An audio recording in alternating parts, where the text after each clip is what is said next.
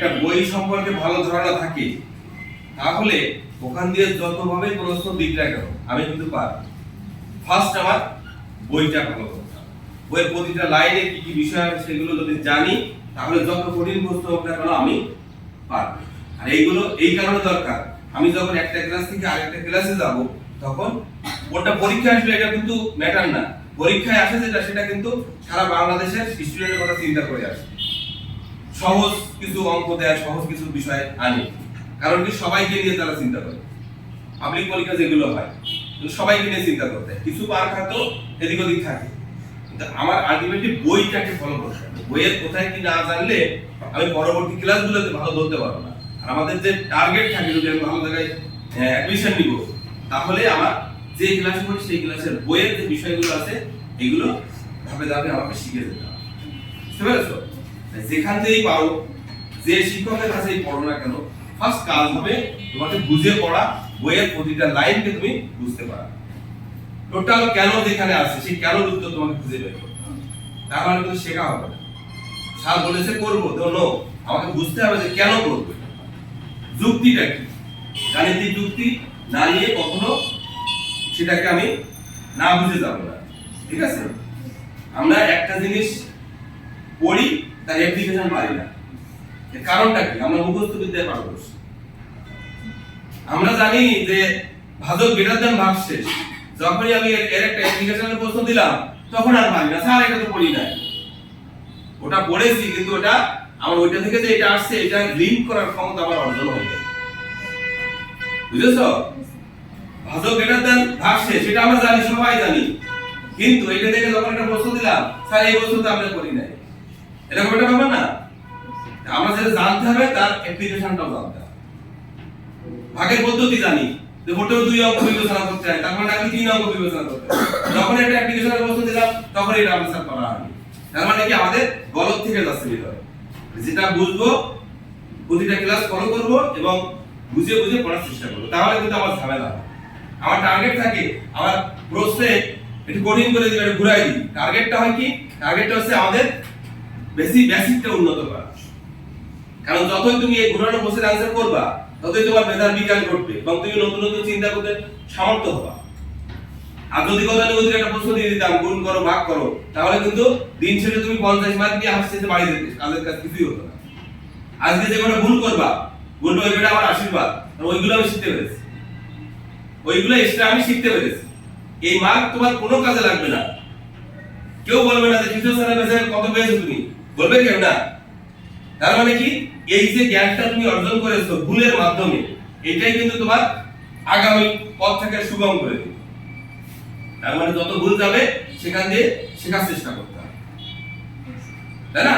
যে একটা বিষয়ে আমরা যখন ভালোভাবে বুঝবো তার অ্যাপ্লিকেশনটাও যেন আমরা পাই, এটা মাথায় রাখবো। ঠিক আছে?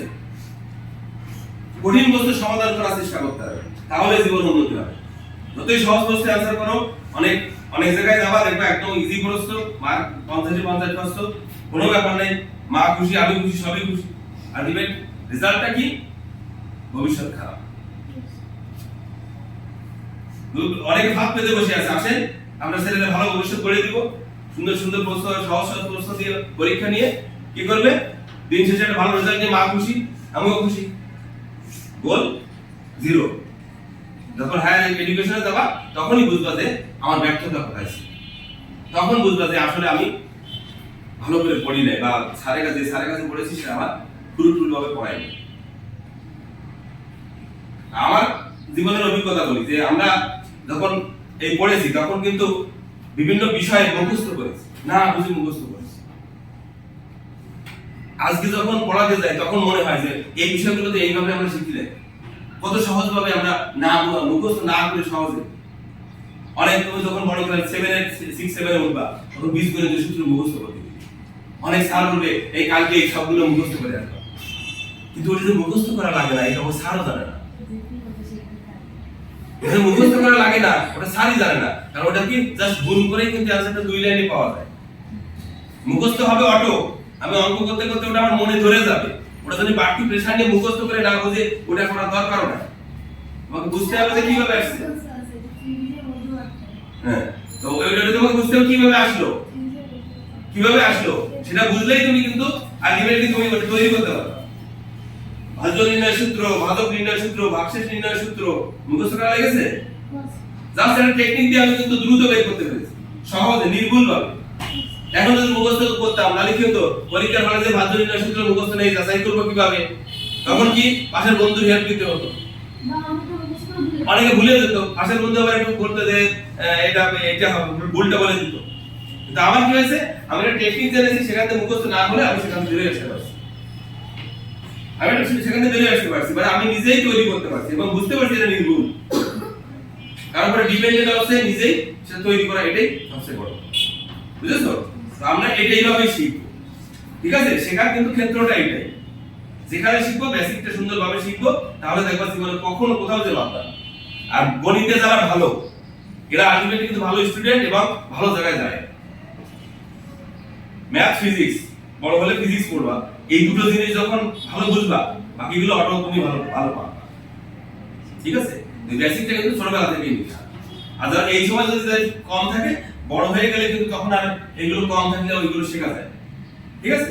তো আমার টার্গেট থাকে যে বেসিকটাকে একটু স্ট্রং করে দেওয়া, ঠিক আছে? আমি দেখো যেভাবে পড়ানোর পরে প্রশ্ন একটু ঘুরাই দিই, কারণ কি তোমাদের ভিতরে একটু মাথা কাটানোর প্রবণতা আছে, এতে কি হয়, এটা শেখানো হয় তোমাদের, ঠিক আছে?